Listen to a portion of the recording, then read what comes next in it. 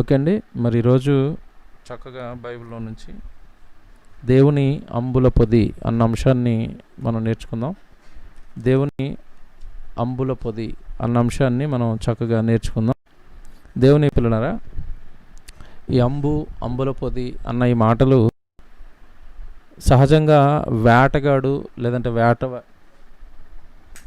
వేట జరిగించే వాళ్ళ దగ్గర మనము వినే మాటలు.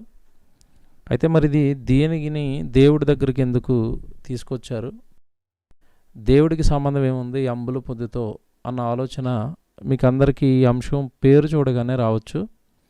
దేవుని అంబుల పొది.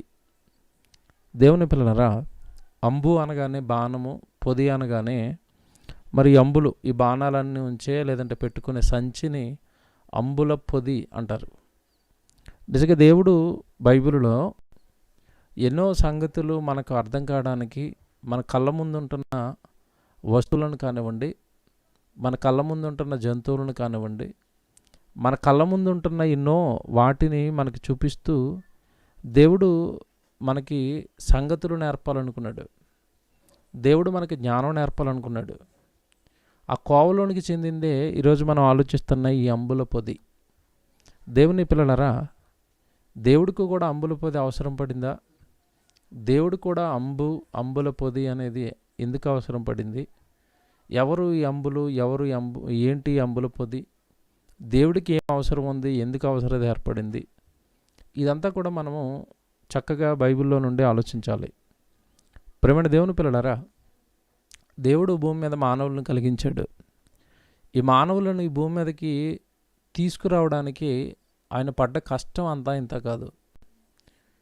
ఈరోజు చాలామంది మిమ్మల్ని ఎవరికన్నారు అంటే ఈజీగా తల్లిదండ్రుల పేరు చెప్పేస్తారు.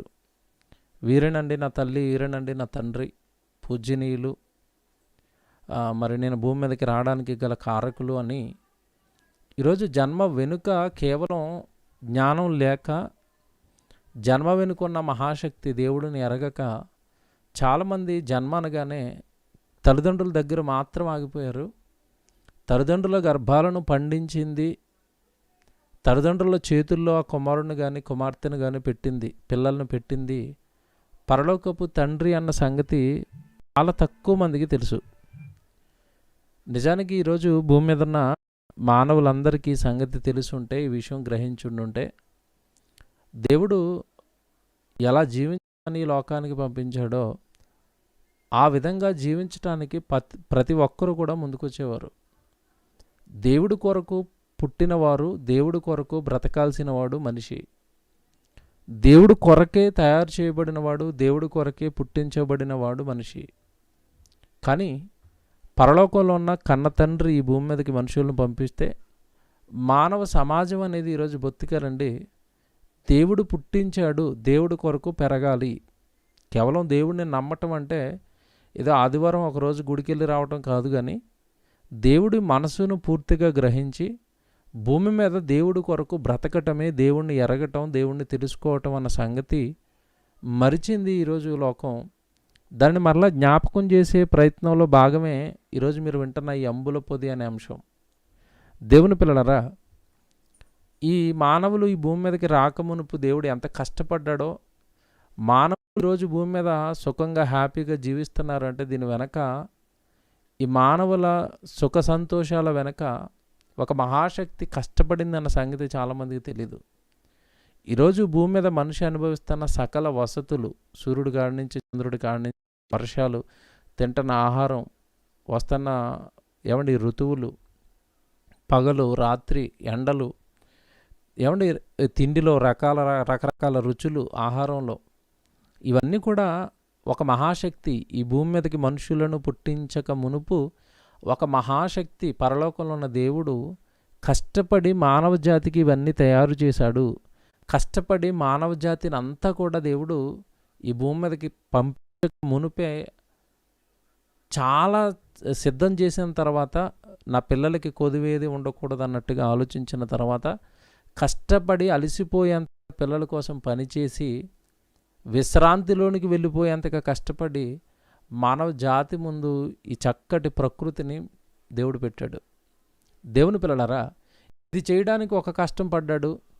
ఇకపోతే మనుషులుగా మనం ఎవరు పుట్టక మునిపే, మనుషులుగా మనం ఎవరు ఈ లోకానికి రాక మునిపే పరలోకంలో కన్న తండ్రికి ఎదురైన మరొక కష్టం దేవుడు చక్కగా బైబిల్ గ్రంథంలో మనకు రాయించాడు. ఈరోజు భూమి మీద కష్టాలు మరి సమస్యలు కేవలం మనుషులకు మాత్రమే అనుకుంటారు చాలామంది. కాదండి, మనల్ని పుట్టించిన పరలోకపు తండ్రికి కూడా సమస్యలు ఉన్నాయి. మనల్ని పుట్టించిన పరలోకపు తండ్రికి కూడా కష్టం అనేది ఉంది.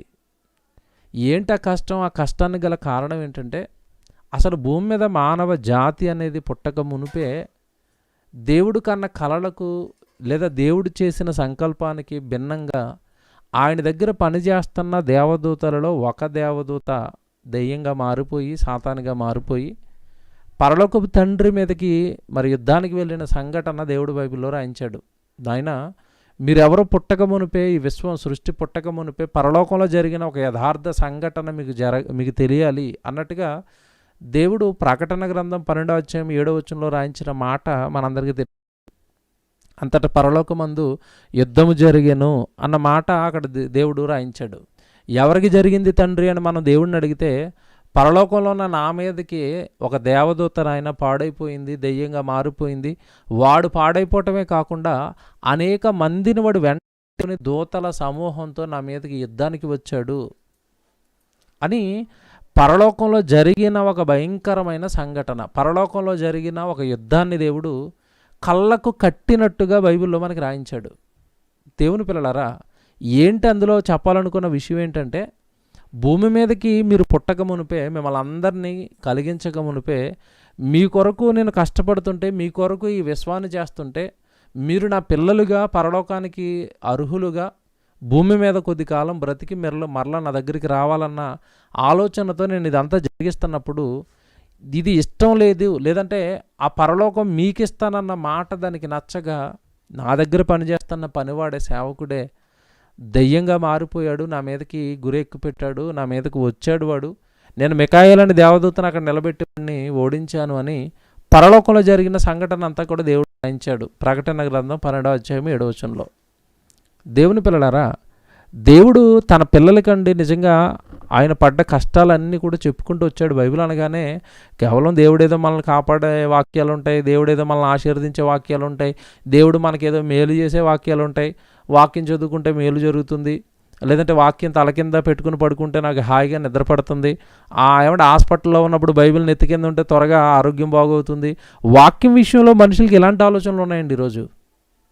గోడ మీద రాసుకుంటే ఇల్లంతా క్షేమంగా ఉంటుంది, కొత్త వస్తువు కొనుక్కున్న తర్వాత ఫ్రిడ్జ్ మీద పెట్టుకుంటే ఫ్రిడ్జ్ చాలా కాలం పనిచేస్తుంది, కొత్త వాహనం కొనుక్కున్న తర్వాత వాహనం మీద వాక్యం రాయిస్తే వాహనం క్షేమంగా ఉంటుంది.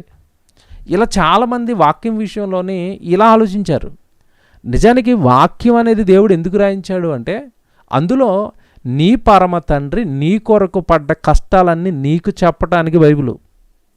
నువ్వు పుట్టక మునుపు, విశ్వం పుట్టక మునుపు నాయన పరలోకంలో ఇంతటి పెద్ద యుద్ధాన్ని కేవలం నా బిడ్డలుగా నా పిల్లలుగా మీకోసం నేను ఎదుర్కొన్నాను, దూతే నా మీదకి యుద్ధానికి వచ్చింది అని ఆ రోజు జరిగిన సంఘటన అంటే మనం ఎవరు పుట్టక మునుపు జరిగిన సంఘటన పుట్టిన తర్వాత గ్రంథంగా రాయించి మన చేతుల్లో పెట్టిన ఆయన, ఇదిగో మీ కొరకు ఒక మహాయుద్ధం పరలోకంలో మీరు పుట్టక మునిపే జరిగిందని దేవుడు చెప్తున్నాడు.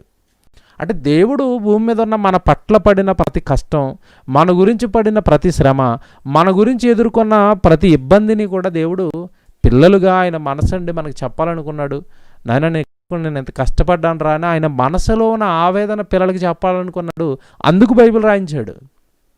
కానీ ఈరోజు చాలామంది బైబిల్ ఎలా చదువుతారు బైబిల్ అంటే, మధ్యలో వేలు పెట్టుకుని వేలు ఎక్కడాగితే ఆ వాక్యం నాకు అనుకునే అమాయకులు ఉన్నారు. ప్రయాణానికి వెళ్తున్నప్పుడు 2 నిమిషాలు చదివే వాళ్ళు ఉన్నారు. పొద్దున్న ఉద్యోగానికి వెళ్ళిపోతున్నప్పుడు 5 నిమిషాలు బైబిల్ చదివే వాళ్ళు ఉన్నారు. ఇలాగ ఒక 2 నిమిషాలు, 5 నిమిషాలు, 10 నిమిషాలు బైబిల్ చదివితే బైబిల్లో ఉన్న మహాజ్ఞానం, బైబిల్లో ఉన్న వాక్యాలన్నీ ఎప్పటికీ మనకి తెలియాలి. దేవుడు మనసు మీకు ఎప్పటికీ అర్థం కావాలి. ప్రేమని దేవుని పిల్లలారా, కనుక బైబిల్ చదవాలి, బైబిల్ నేర్చుకోవాలి, వాక్యాలు వినాలి. అప్పుడు పరలోకంలో ఉన్న తండ్రి మనకి చెప్పాలనుకున్న సంగతులన్నీ కూడా మనకి అర్థమవుతాయి.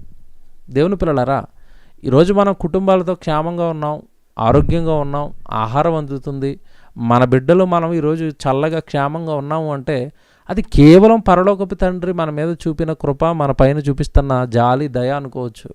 అందుకే మనం క్షేమంగా ఉన్నాం.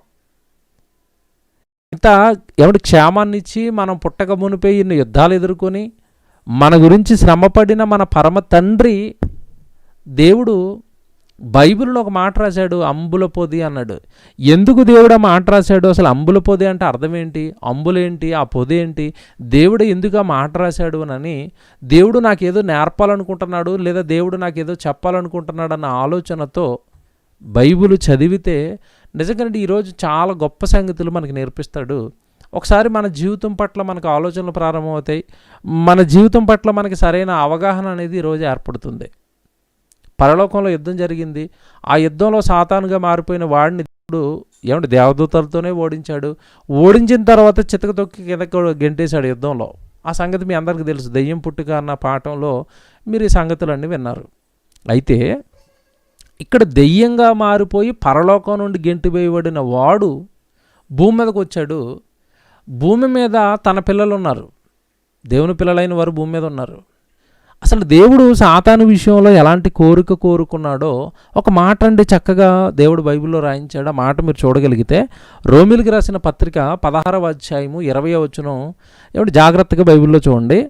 రోమపత్రిక 16వ అధ్యాయము 20వ వచనం మీరు బైబిల్లో చూస్తే రోమిలికి రాసిన పత్రిక 16వ అధ్యాయము 20వ వచనం జాగ్రత్తగా మీరు చూస్తే, సమాధానకర్త అయిన దేవుడు సాతానును మీ కాళ్ళ కింద శీఘ్రముగా చితకత్రొక్కించును. చూసారా? ఇక్కడ ఒక మాట మనకి దేవుడు చెప్తున్నాడండి. లేదంటే మన భుజాలపైన ఒక గురుతర బాధ్యతను పరమతండ్రి మనకు జ్ఞాపకం చేస్తున్నాడు. ఏంటది జ్ఞాపకం చేస్తున్నదంటే, నాయన ఒకప్పుడు పరలోకంలో దేవదూతగా లేదంటే తర్వాత దయ్యంగా మారిపోయి నా చేత గెంటివేయబడిన సాతాను ఈరోజు మీ మధ్యలో తిరుగుతుంది. మీ మధ్యలో తిరుగుతూ అనేక మంది దేవుడి పిల్లలైన నా పిల్లలను నాకు కానివ్వకుండా చేస్తుంది.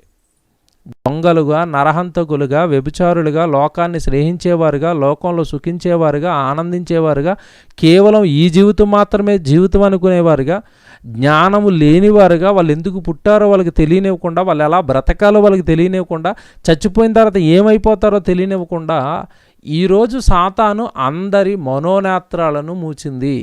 ఈ కళ్ళు బాగానే ఉన్నాయి అందరికీ, కానీ మనోనేత్రాలు మనస్సుతో ప్రతి విషయాన్ని ఆలోచించే మానవ దేహానికి అందని అంతుచిక్కని మనోనేత్రాలు అనేవి ఉన్నాయి. వాటిని మానవులకి తెలియనివ్వకుండా చేసింది. ఈ కన్నే పవర్ఫుల్, ఈ కన్నే చాలా దూరం చూస్తుంది, ఈ కన్నే ఎవడో కళ్ళ ముందున్న ప్రతిదాన్ని క్యాప్చర్ చేస్తుంది.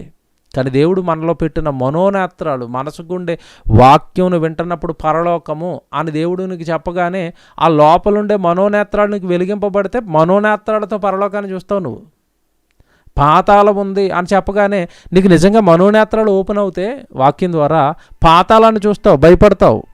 ఈరోజు మనిషి దేవుడికి భయపడటం లేదు అన్న, ఈరోజు మనిషి దేవుడి కొరకు బ్రతకటం లేదన్న ప్రధాన కారణం ఒకటే, మనోనేత్రాలు మూసింది అది సాతాను. ఈ కళ్ళు బాగానే ఉంచింది, పరలోకం కనబడనివ్వదు, పాతాళం కనబడనివ్వదు. మనిషి పుట్టక మునుపు జరిగిన సంఘటనలన్నీ ఎన్ని మాటలు చెప్పినా వాళ్ళ హృదయంలోనికి ఎక్కనివ్వదు. దేవుడి కొరకు పుట్టావు, దేవుడి కొరకు బ్రతకాలి, దేవుడే నీ జీవితం అవ్వాలి అని ఎన్నిసార్లు ఎన్ని ప్రసంగాలు చేసినా వాళ్ళ మనస్సుల్లోనికి వెళ్ళకపోవడానికి ప్రధాన కారణం బాహ్య నేత్రాలు బాగున్నాయి, మనోనేత్రాలు మాత్రం మూసేసింది సాతాను. దేవుని పిల్లలారా, ఈరోజు సమాజాన్ని మనం చూస్తున్నప్పుడు ఈ సమాజానికి లేదంటే కంటికి కనబడని ఒక మహాశక్తి, అదృశ్య శక్తి, వినాశిని, మనుషులను నాశనం చేసేది, మనుషులను దేవుడికి కాకుండా చేసేది, మనుషులను దేవుడికి అయిష్టులుగా మార్చి దేవుడికి దూరం చేసే ఒక భయంకరమైన శక్తి సాతాను ఈరోజు ప్రజల మధ్యలో ఉంది. ఆ ప్రజల మధ్యలో ఉన్న దానిని నా పిల్లలైన వారు చితక తొక్కాలి. దానిని కనిపెట్టి ఇది సాతాను అని కనిపెట్టి సాతానును త్రొక్కాలి. ఈరోజు దేవుడు తన పిల్లలమైన మన విషయంలో కోరుకుంటున్న కోరిక ఏంటంటే, నా పిల్లలు సాతానును చితక త్రొక్కాలి, నా పిల్లలు సాతానుని చితక త్రొక్కాలి. ఏరు త్రొక్కేవారు? దేవుడి పక్షాన నిలబడి ఈరోజు సాతాను మానవ సమాజాన్ని కబలించింది. దాని ప్రణాళికలతో, తన కుయుక్తులతో, తన జ్ఞానంతో ఈరోజు లోకాన్ని అంతా మోసగించండి లాగేసింది. లోకం వైపు, పాపాల వైపు దేవుడి పిల్లలైన మానవ జాతిని లాగినప్పుడు దేవుని కుమారుడిగా లేదంటే దేవుని కుమార్తెగా నీ యొక్క పని దేవుడి కోసం, దేవుడి కార్యక్రమాల కోసం, లేదంటే సాతాను బారిన పడిపోయిన వాళ్ళని కాపాడటం కోసం ఈరోజు మనం జరిగిస్తున్నది ఏంటి? దేవుని పిల్లలారా, దేవుడు చెబుతున్న విషయం ఏంటంటే, పరలోకంలో యుద్ధం జరిగింది, సాధారణంగా మారిపోయింది, అది భూమి మీద పడింది, మానవ జాతిని అంతా సర్వనాశనం చేస్తుంది. నా పిల్లలుగా, నన్ను ఎరిగిన వారుగా మీరు నాయన దానిని చితక తొక్కాలి అన్నాడు. దానిని మీ పాదాల కింద పెట్టుకోవాలి అన్నాడు సాతానుని. ఈరోజు సాతానుని చితక తొక్కవలసిన మానవ జాతి సాతాను చేత చితక త్రొక్కించబడుతుంది. సాతాను యొక్క కబంధ హస్తాలలోనికి వెళ్ళిపోయింది. దేవుడిని మొక్కుబడిగా నమ్మటం, వేషధారణ భక్తి, దేవుడంటే భయం లేని జీవితాలు, దేవుడంటే భక్తి లేని జీవితాలు, దేవుడి పని అంటే ఆసక్తి లేని జీవితాలుగా ప్రతి ఒక్కరిని మార్చండి. దేవుడికి అయిష్టులుగా చేసింది ప్రతిఫలం మానవ జాతి మరణం తర్వాత అనుభవిస్తుంది. అదే నిత్యాగ్ని దండన, పాతాళం. ప్రతి ఒక్కరిని కూడా అక్కడికి సిద్ధం చేస్తున్నప్పుడు ప్రతి ఒక్కరిని కూడా ఈ లోకపు మాయలో ఉంచింది. 60-70 సంవత్సరాలు ఈ జీవితకాలంలో నువ్వు బ్రతకాలి అంటే చదవాలి. 60-70 సంవత్సరాలు ఈ జీవితకాలంలో సుఖంగా జీవించాలి అంటే సంపాదించాలి. ఈ 60-70 సంవత్సరాలు చిన్న జీవితకాలంలో నువ్వు సుఖంగా ఉండాలి అంటే ఏమంటే తినాలి, త్రాగాలి, ధరించాలి, కూర్చుకోవాలి. ఏమంటే లోక సంబంధమైన పాఠాలన్నీ కూడా భయంకరంగా వాళ్ళ మనసులోనికి ఎక్కించి దేవుడి కొరకు బ్రతకనివ్వని వారిగా, దేవుడి కొరకు చేసేవారిగా కాక లోకం కొరకు బ్రతికేవారిగా ప్రతి ఒక్కరిని ఏమంటే తన కబంధ హస్తాలలో చిక్కించుకుంది సాతాను. తెలిసిన నువ్వు దేవుడు అంటే తెలుసు, తెలుసు, యేసుక్రీస్తుల వారు మానవ జాతి కొరకు ప్రాణాలు పెట్టారని తెలుసు, మరణం తర్వాత పాతాళం ఉందని తెలుసు, దేవుడి కొరకు బ్రతకకపోతే నరకానికి వెళ్ళిపోతారన్న సంగతి తెలుసు. అన్నీ తెలిసిన నీవు నిజంగా ఏమీ చేయకుండా నువ్వే ఆ సాతాను చేతుల్లోనికి వెళ్ళిపోతే, నువ్వే దాని చేత త్రొక్కించబడే వ్యక్తిగా మారితే ఇక పరలోకానికి దారి ఎవరు చూపిస్తారు? యేసుక్రీస్తుల వారు వేసిన రక్షణ మార్గాన్ని ఏమంటే సమాజం ముందుకు ఎవరు తీసుకువెళతారు? యేసుక్రీస్తుల వారు వేసిన రక్షణ మార్గాన్ని రాబోయే తరానికి ఎవరండి పరిచయం చేస్తారు? మనకి ముందటి తరాల్లో ఉన్న అనేక మంది కష్టపడి పనిచేశారు కనుక మనకు రక్షణ వచ్చింది. ఈరోజు రక్షింపబడిన నువ్వు సైలెంట్ ఉండిపోతే, రక్షించబడిన నువ్వు దేవుడికి దూరంగా ఉండిపోతే రాబోయే తరం, దేవుని పిల్లలు ఏమైపోవాలి? దేవుని పిల్లలారా, ఈరోజు దేవుడు ఎలాంటి ఆశతో ఉన్నాడో మానవుల పట్ల, పుట్టించిన దేవుడు పిల్లల పట్ల, సాతానును చితక తొక్కేవారిగా ఉండాలి నా పిల్లలు అని కోరుకుంటూ దేవుడు కీర్తన గ్రంథంలో ఒక మాట రాసింది. ఆ మాట ఈరోజు మన పాఠ్యభాగం. 127వ కీర్తన మీరు చదువుకుంటారు. ఇప్పుడు 4వ వచనం, 127వ కీర్తన 4వ వచనం మీరు చూస్తే, యవ్వన కాలమందు పుట్టిన కుమారులు బలవంతుని చేతిలోని బాణముల వంటి వారు. యవ్వన కాలమందు పుట్టిన కుమారులు బలవంతుని చేతిలోని బాణాలు. యవ్వన కాలమందు పుట్టిన కుమారులు, యవ్వన కాలమందు పుట్టిన కుమారులు అనగా యవ్వన జీవితం. నీ యవ్వనంలో ఉండగానే నువ్వు కనుక దేవుడిలో పుడితే, దేవుడిలో పుట్టడం అంటే మరో స్నానం. మీకు తెలుసు కదా, యోహాను సువార్త 3వ అధ్యాయం, మీరు మరలా జన్మించాలి, కొత్తగా జన్మించాలి. ఏంటా కొత్త జన్మ?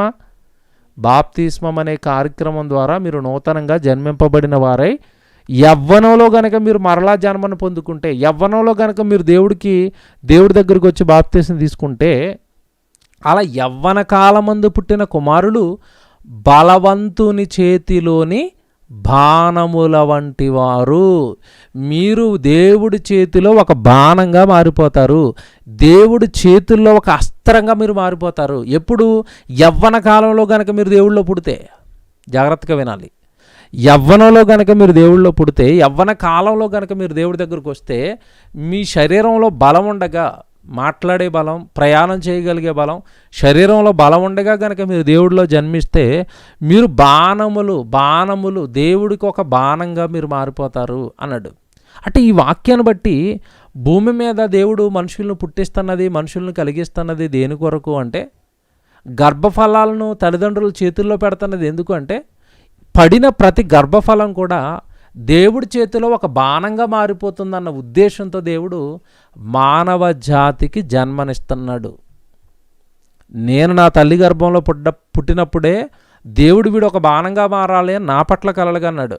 ఈరోజు వాక్యం ఏంటన్నా మీ పట్ల, ఈరోజు భూమి మీద ఉన్న సుమారు 780 కోట్ల మంది పట్ల భూమి మీదకి వీడు వెళ్ళాలి, నాకు ఒక కారణ జన్ముడిగా మారిపోవాలి, భూమి మీదకి వీడు వెళ్ళాలి, నా గురించి చెప్పాలి, భూమి మీదకి వీడు వెళ్ళాలి, నా పరిచర్యకు సహకారిగా మారిపోవాలి, సహకారులుగా మారిపోవాలి, నా పరిచర్యకు సేవకు సహకారులుగా మారిపోవాలి, సేవకులకు సహకారులుగా మారిపోవాలి అని దేవుడు ప్రతి ఒక్కరికి ఒక్కొక్క పనిచ్చి ఈ లోకానికి పంపించి, మీరు నాకు ఒక బాణంగా ఉపయోగపడండి, దేవుడు పక్షాన ఒక బాణం అయిపోవాలి, మీరు మిమ్మల్ని కదిలించగానే దేవుడు జ్ఞాపకం రావాలి, మిమ్మల్ని కదిలించగానే దేవుడు మాట జ్ఞాపకం రావాలి, మిమ్మల్ని చూడగానే దేవుడు పని జ్ఞాపకం రావాలి. ఆ స్థితికి, ఆ స్థాయికి ప్రతి మనిషి, ప్రతి వ్యక్తి ఎదగాలి అని దేవుడు కోరుకున్నాడండి. భూమి మీద తల్లి గర్భంలో నుండి భూమి మీదకి పంపిస్తున్న ప్రతి వ్యక్తి కూడా దేవుడికి ఒక బాణంగా ఉపయోగపడతాడు, లేదా దేవుడికి ఒక అంబుగా ఉపయోగపడతాడనే కష్టపడండి 300 రోజులు 10 నెలలు ఆ దేహాన్ని కట్టి పరమతండ్రి లోకానికి పంపిస్తే, లోకానికి వచ్చిన మానవుడు దేవుడు పంపించాడన్న సంగతి మర్చిపోయాడు. నేను లోకంలో దేవుని కొరకు పుట్టానన్న సంగతి మర్చిపోయాడు. నేను దేవుడి కొరకు ఒక అంబుగా, ఒక బాణంగా ఉపయోగపడడానికి, దేవుడి యొక్క శత్రుగణాంగానంతా కూడా చీల్చడానికి నేను పుట్టానన్న సంగతి భూమి మీద మనుషులు మర్చిపోయారండి. మరలా జ్ఞాపకం చేస్తున్నాడు దేవుడు కీర్తనల గ్రంథంలో. కుమారులు యెహోవా అనుగ్రహించు స్వాస్యము, గర్భఫలము దేవుడిచ్చు బహుమానం. ఎందుకు ఇచ్చాడు ఈ బహుమానాలు అంటే, ఇదిగో నా చేతిలో ఒక బలమైన బాణంగా వాడు మారిపోవాలి, నా చేతిలో ఒక బలమైన బాణంగా కుమార్తె మారిపోవాలి అని దేవుడు ఈ భూమి మీదకి పంపించిన ప్రతి మనిషి పట్ల ఇలాంటి ఆలోచనలు కలిగి ఉన్నాడు. అది వాక్యం. ఇకపోతే దేవుడు ఎప్పుడైతే భూమి మీద తన బాణాలను దింపుకుంటున్నాడో, తన పిల్లల్ని బాణాలుగా చేసుకోవాలనుకుంటున్నాడో, వెంటనేనండి సాతానుగాడు కూడా బాణాలు తయారు చేస్తాడు. వాడి దగ్గర ఒక పెద్ద సమూహం ఉంది, వాడి దగ్గర ఒక పెద్ద ముఠా ఉంది, దేవదూతల ముఠా. ఒకప్పుడు దేవదూతలు అవి దురాత్మలుగా మార్చేసుకున్నాడు, దురాత్మల సమూహంగా మార్చేసుకున్నాడు, ఆకాశ మండలాన్ని స్థావరంగా చేసుకున్నాడు, భూమి మీద ఉన్న నరుల ఆత్మలకి, నరుల మీద మనసులకు గురిపెట్టాడు. ప్రతి మనిషిని ఈరోజు దేవుడికి కాకుండా చేశాడండి. ప్రతి మనిషిని దేవుడు పెట్టాలండి, అందరూ దేవుడికి కాకుండా చేశాడు. లోకంలో పెరిగేటట్టుగా, లోకంలో చనిపోయేటట్టుగా, లోకంలో చంపుకునేటట్టుగా, లోకంలో చదువుకునేటట్టుగా, లోకంలో సంపాదించేవారుగా, లోకంలో ఏవేవో పేర్లు సంపాదించాలని ఒకడు, లోకంలో ఎన్ని రకాలుగానండి ఈరోజు మనుషుల్ని మార్చేసింది. వాళ్ళని ఉద్ధరిస్తానని ఒకడు, వీళ్ళని ఉద్ధరిస్తానని ఒకడు, కొండలెక్కుతానని ఒకడు, గుట్టలెక్కుతానని ఒకడు, అడవుల మీద ప్రయోగాలను ఒకడు, అడవుల్లో ఎక్కడో ఉండి జంతువుల మీద ప్రయోగాలు చేసేవాడు ఒకడు, సముద్రంలో అట్టడికెళ్ళిపోయేవాడు ఒకడు, భూమిని తవ్వుకుంటూ కిందకి వెళ్ళిపోయేవాడు ఒకడు, ఆకాశ మండలానికి ఎక్కిపోయేవాడు ఒకడు, ఆ ర్యాకెట్లో వెళ్ళిపోయి చచ్చిపోయేవాడు ఒకడు. చూసారండి, మానవ జాతిని చిన్న విచ్ఛిన్నం చేసిందండి. జ్ఞానం పేరుతో, భవిష్యత్తు పేరుతో, బ్రతుకు పేరుతో, లేదంటే భూమి మీద నువ్వు జీవించాలి అంటే ఏదో ఒకటి చెయ్యాలి అన్నట్టుగా భూమి మీద ఉన్న ప్రతి మానవుడిని కూడానండి ఆయా తంత్రాలు కల్పించి ఒక్కొక్క తంత్రాన్ని ఒక్కొక్కడి మీద ప్రయోగించండి దేవుడి పిల్లలు దేవుడికి బ్రతకనివ్వకుండా మార్చేసింది, దేవుడికి కానివ్వకుండా మార్చేసింది. బలవంతుని చేతిలోని బాణాలుగా మారాలి అని దేవుడు కోరుకుంటే, ఆ బాణాలను కాస్త వాడు మార్చేసి దేవుడి పిల్లలను కాస్త, దైవపుత్రులు కాస్త దుష్ట సంతానంగా మారిపోయండి, దుష్టుడి కబంధ హస్తాలలోనికి వెళ్ళిపోయి ఈరోజు మానవ జాతి అంతా కూడా సాతాను మీద యుద్ధం చేయాల్సిన మానవ జాతి అవే బాణాలను వీడు అపహరించి, అవే బాణాలను వీడు దొంగిలించి, దేవుడు ఎవరైతే నాకు బాణాలుగా ఉపయోగపడతారని కోరుకున్నాడో ఆ బాణాలనే వీడు అపహరించేసి, ఆ బాణాలనే తిరిగి మరలా దేవుడి మీదకి ఎక్కుపెట్టాడు. దేవుని కుమారుడు ఈరోజు భూమి మీద దేవుడి కొరకు పోరాడాలి, కానీ పుట్టిన వాడు అంటున్నాడు ఏడు దేవుడు అంటాడు. దేవుడు ఉంటే నాకు చూపించు అంటున్నాడు. దేవుడి వల్ల ఈ విశ్వం కలగలేదు అంటున్నాడు. దేవుడికి ఈ ప్రకృతికి ఏమి సంబంధం లేదంటున్నాడు, దానివల్లనే కలిగింది ప్రకృతి అంటాడు. మనిషి వాడికి వాడే జీవ పరిణామ సిద్ధాంతం ప్రకారం పరిణామ క్రమంలో పరిణామం చెందాడు తప్ప మనిషిని దేవుడు పుట్టించలేదు అంటాడు. అంటే దేవుడిని నిరూపించాలి, దేవుడి పక్షాన నిలబడాలి, దేవుడి పక్షాన వాదించాలి, దేవుడి కుమారుడిగా నిలబడాల్సిన వాడే ఈరోజు దేవుడికి విరోధిగా మారిపోయిన వైరం ఈరోజు లోకంలో చూస్తున్నామండి. దేవుడిని విడిచిపెట్టి లోకంలో దేవుడు కానిగా లోక సంబంధమైన ప్రకృతిలో ఉండే జంతువులను, ప్రకృతిలో ఉండే చెట్లను, ప్రకృతిలో ఉండే రాళ్లను, ప్రకృతిలో ఉండే రప్పలను దేవుడిని విడిచిపెట్టి ఇవన్నీ పూజించేవారుగా, వీటిలన్నిటిని నమస్కరించేవారుగా మార్చేసింది. చివరికి సాతానండి భూమి మీద ఉన్న పిల్లల్ని పాడు చేసింది. ఈ పిల్లలు ఎప్పుడైతే పాడైపోయారో పరలోకంలో ఉన్న కన్న తండ్రి మధ్యలో గాయాన్ని మిగిల్చింది సాతాను. దేవుడు మరలా నాకు బాణాలు కావాలి, ఈరోజు సాతానుగాడు వేస్తున్న అగ్ని బాణాలను ఆర్పాలి. ఎఫెసీ పత్రికలో వీడి గురించి మాట్లాడుతూ దేవుడు 6వ అధ్యాయం 16వ వచనం ఒకసారి మీరు చూడండి. ఎఫెసీయులకు రాసిన పత్రిక సాతాను గురించి దేవుడు రాయిస్తున్నమాట. 6వ అధ్యాయం 16వ వచనం ఎఫెసీయులకు రాసిన పత్రిక, ఇవన్నీ గాక విశ్వాసమును డాలు పట్టుకొనుడి, దానితో మీరు దుష్టుని అగ్నిబాణములను ఆర్పుటకు శక్తిమంతులగుదురు అన్నాడు. చూడండి, దుష్టుని యొక్క అగ్నిబాణాలను మీరు ఆర్పుటకు శక్తిమంతులు అవుతారు. దుష్టుడు మీ మీదకి అగ్నిబాణాలు ప్రయోగిస్తున్నాడు. దేవుడి కొరకు నిలబడిన నీ మీదకి ఎన్నో రకాల బాణాలు వేస్తున్నాడు. ఎన్నో రకాల బాణాలు అండి. నా మీదకి రకరకాల బాణాలు వేస్తాడు, మీ మీదకి రకరకాల బాణాలు వేస్తాడు.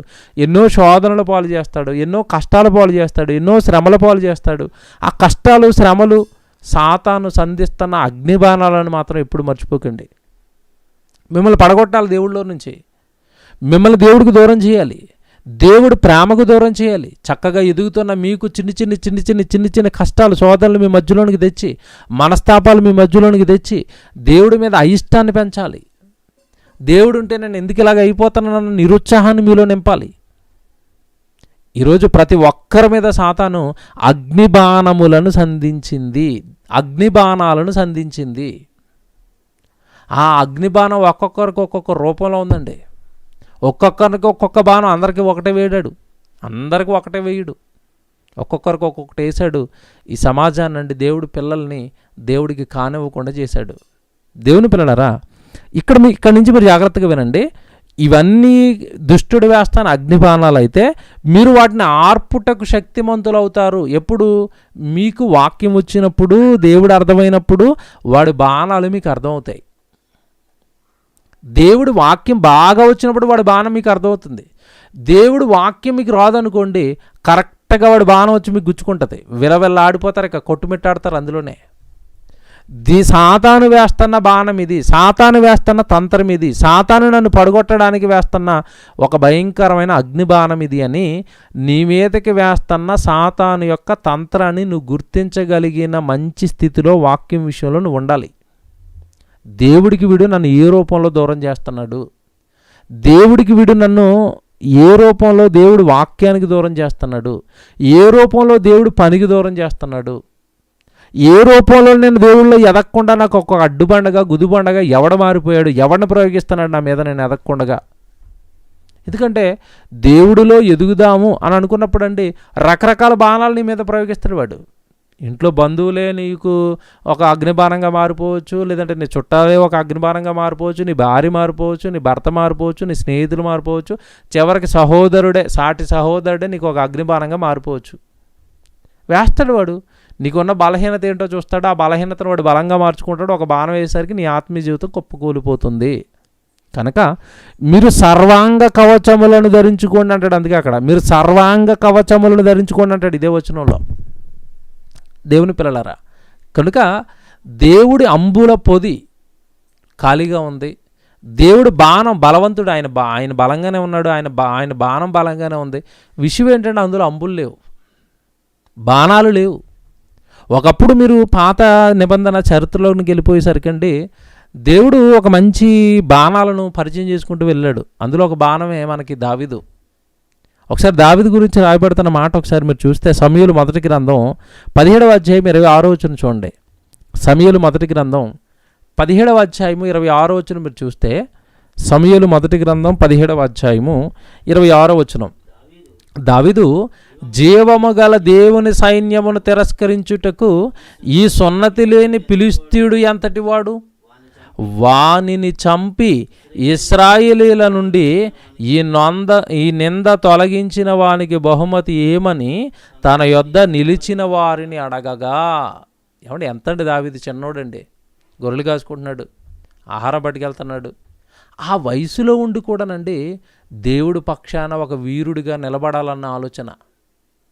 శత్రువులు, దేవుడి పిల్లలకు శత్రు జనాంగం ఫిలిష్తీయుల మీదకు వస్తున్నప్పుడు వాళ్ళని నరకాలి, దేవుడి పిల్లల్ని కాపాడాలి, గొలియాత్ అయితే ఏంటి, గొలియాత్ కంటే ఎత్తులో ఉన్నవాడైతే ఏంటి, గొలియాత్ కంటే బలంగా ఉన్నవాడైతే నాకేంటి, నా వెనక జీవం గల దేవుడు ఉన్నప్పుడు, నా ఎదుటున్న సమస్య ఏదైనా సరే నా వెనక దేవుడు ఉన్నప్పుడు అసలు ఆ సమస్య నాకు నథింగ్ అంటున్నాడు దావీదు.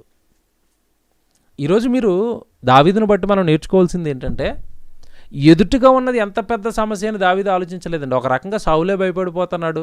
ఇజ్రాయేల్ జనాంగం అంతానండి ఆ గొలియాతుని చూసి ఆ రోజు భయపడిపోయారు. వాడి ఎత్తు, వాడి బలం, వాడి రూపంగా చూసి మీరు అందరిని జయించాల్సిన అవసరం లేదు, ఈ ఒక్క గొలియాతుని జయించండి అని వాడిని ముందు పెట్టారు ఆ ఫిలిష్తీయులు. ఆ రోజు భయంకరుడు, క్రూరుడు, ఎత్తులో హైట్లో ఎవడు పెద్దవాడు, బలంలో పెద్దవాడు, వాడి యుద్ధానికండి వాడి బలానికి ఎవ్వరూ నిలబడలేకపోతున్నారు. నిజంగా చిన్నోడైనానండి దావీదు ఒకటి నమ్మాడు. ఇక్కడ దావీదు జీవం కలిగిన దేవుడు మన వెనకున్నప్పుడు ఆ బలం ఎంత, ఆ శక్తి ఎంత, ఆ కండెంత, వాడి కత్తి ఎంత, వాడి ఎత్తి ఎంత. అంటే దావీదుకి దేవుడిలో లీనమైపోవటం వలన ఎదురుగా ఉన్న వ్యక్తి యొక్క బలం అనేది దావీదుకి కనపడలేదు. ఈరోజు చాలామంది అండి తలకిందులు అయిపోతారు, కింద మీద పడిపోతూ ఉంటారు సమస్యలకి. ఎందుకు పడిపోతున్నావు నువ్వు అంటే నీకు అర్థం కావాల్సింది ఏంటంటే, దేవుడు నీకు తోడుగా ఉంటే, దేవుడు నీ వెనకుంటే, నీ ఎదురుగా ఉన్నది ఎంత పెద్ద సమస్య అయినా నువ్వు ముందుకెళ్ళిపోతావు.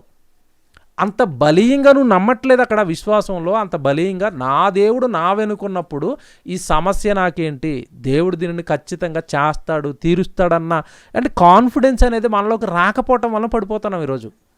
దావీదు నిజంగా ఏం మాట్లాడుతున్నాడండి, చిన్న పిల్లవాడు, యుద్ధంలో పెద్ద నైపుణ్యం కలిగిన వాడా దావీదు? కత్తిపట్టేప్పటికి ఏమైనా వేల మందిని నరికినవాడా? అసలు యుద్ధం అంటే తెలుసా? యుద్ధ వస్త్రాలు ఎలా ఉంటాయి కూడా తెలియదండి దావీదుకి. కత్తి ఎలా ఉంటుందో తెలియదు, శిరస్త్రాణం అంటే ఏంటో తెలియదు, డాల్ అంటే ఏంటో తెలియదు, ఎలా యుద్ధం చేస్తాడో తెలియదు. ఏమి తెలియకపోయినా కాన్ఫిడెన్స్ ఏంటి దావీదుకి? ఒకటేనండి దావీదు కాన్ఫిడెన్స్, దేవుడు, జీవం గల దేవుడు మా వెనకున్నాడు, నాకేంటి అంటున్నాడు. ఈరోజు చాలామంది ఇక్కడ తప్పు చేస్తారు. సందర్భం వచ్చింది కాబట్టి చెప్తున్నాను. పాట నేర్చుకోండి అన్నాం అనుకో, ఏమండి నాకు రాదండి. వాక్యం చెప్పండి అన్నాం అనుకోండి, మాకు రాదండి. ప్రార్థన చేయండి అంటే మాకు రాదండి. అంటే దేవుడికి సంబంధించిన ఏ పని చెప్పినా మాకు రాదు అంటారు వాళ్ళు. ఎందుకు రావటం లేదంటే, అసలు దేవుడు నా వెనక్కుంటే నాకు అసాధ్యమైంది ఏంటి లేదని దావీదు నమ్మినట్టుగా మనం నమ్మట్లేదు కనుక మనకేమి రావట్లేదు. మనకెందుకు రావట్లేదు మీరు చెప్పండి, మనకెందుకు రావట్లేదు? దేవుడు వెనకుంటే దేవుడు వెనకుంటే సమస్తం సాధ్యమే భూమి మీద మనకి, దేవుని పిల్లలరా.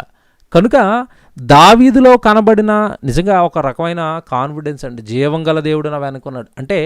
ఆ రోజండి ఇశ్రాయేలు జనాంగం అంతా భయపడుతున్న శత్రు సైన్యాన్ని చీల్చటానికి దావీదు ఒక బాణంగా మారిపోయాడు. ఆ రోజు నేనున్నాను తండ్రి నీ పక్షాన అంటున్నాడు. ఒకే ఒక బాణం నీ పక్షాన నేనున్నాను, నీ అంబుల బదులో నేనున్నాను, నన్ను ప్రయోగించి ఫిలిష్తీయుల మీదకి అంటున్నాడు దావీదు. నన్ను ప్రయోగించి గొలియాతు మీదకి నేనున్నాను దేవా నీ వెనకంటున్నాడు. నిజంగా అలా మనం దేవుడికి కాన్ఫిడెన్స్ని ఎవరిస్తున్నామండి? దేవా నేనున్నాను నీ పని ఏమైనా ఉంటే నాతో చెప్పు అంటాం మనం. మీ పనికి నేనున్నాను దేవా, మీ సేవకు నేనున్నాను దేవా, మీ కార్యక్రమాలకి నేనున్నాను దేవా, మీ కార్యక్రమాలకి ఏమైనా ఆర్థిక అవసరతలు ఏర్పడితే నేనున్నాను దేవా, నేనున్నానుగా మీ పని జరిగించడానికి, నాతో చెప్పండి మీరు అని దేవుడిని అంటే మనం పని అడిగే వారంగా ఉన్నామా? దేవుడి పనికి సహాయం ఏమన్నా సహాయం కావాల్స్తే దేవా నా వల్ల అయింది నేను చేస్తాను దేవా, మీ పనికి సహకారిగా ఉంటాను దేవా, మీ పని చెప్పండి అని మనలో ఎంతమంది అడుగుతాడు? దావీదు తనకి తనుగా అక్కడ పనిని తనకు తానుగా కల్పించుకుంటున్నాడు. నాకు ఇవ్వండి కత్తి లేపేస్తానని గొలియాతుని అంటున్నాడు వెళ్ళి. అంటే దావీదు ఏమంటే నిజంగా దేవుడు పక్షాన బట్టి ఒక ఖడ్గంగా మారిపోయాడు, ఒక బాణంగా మారిపోయాడు దావీదు. ఆ తర్వాత మీరు ఈయన తర్వాత మరొకరిని చూస్తేనండి, నిజంగా ఈయన జీవితం కూడా అలాంటిదేనండి. ఒక్కగానొక్కడిగా ఏమండి భయంకరమైన యుద్ధం చేశాడు దేవుడి పక్షాన ఏలియా. మీకు తెలుసు ఆ రోజున్న యెజెబెలు, ఆహాబు ఏమండి ఇశ్రాయేలు ప్రజలందరినీ అన్ని దేవతల వైపు, బయలుదేవత వైపు మళ్లించేసి దేవుడి యొక్క నామం కానివ్వండి, దేవుడి యొక్క పేరు కానివ్వండి, దేవుడికి కార్యక్రమాలు కానివ్వండి, దేవుడికి ఆరాధన కానివ్వండి, దేవుడి వాక్యం కానివ్వండి, నిజంగా దేశంలో లేకుండా చేశారండి వీరిద్దరూ, యెజెబెలు, ఆహాబు. ఆ టైంలో ఒక్కగానొక్కడికి నిలబడి యుద్ధం చేస్తున్నాడు ఏలియా. జీవం గల దేవుడిని విడిచిపెడతారా?